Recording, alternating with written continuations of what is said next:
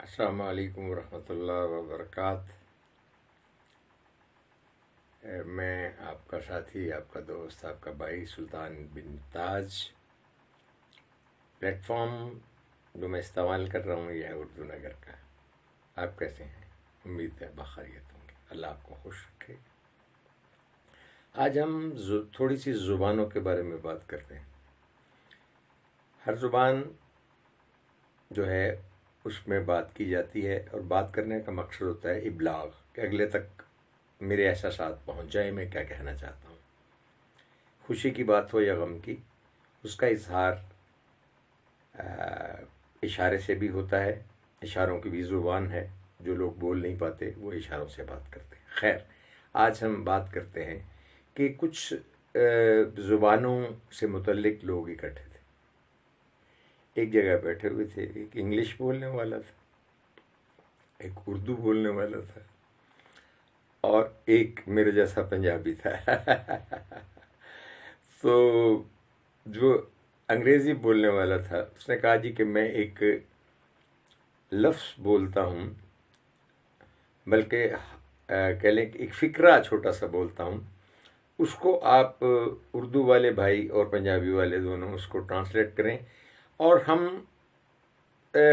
غور کریں گے کہ کس میں تاثر جو ہے، جو بات اس میں بیان کی گئی ہے اس میں زیادہ اثر ہے، زیادہ زور ہے، زیادہ قوت ہے، اور زیادہ اس کی کیفیت انسانوں پہ مرتب ہوتی ہے۔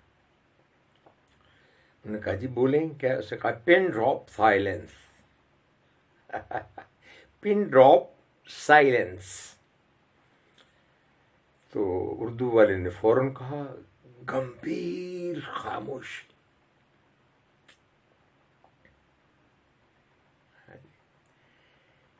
اب جو پنجابی والا تھا اس نے کہا جی کہ میں نے آپ کی انگریزی بھی سمجھ لی، آپ کی اردو بھی سن لی، میری بات تھوڑی سی لمبی ضرور ہے، لیکن غور کریں، آپ نے کہا، انگریزی دان بھائی نے کہا پن ڈراپ سائلنس، اردو والے نے کہا گمبھیر خاموشی۔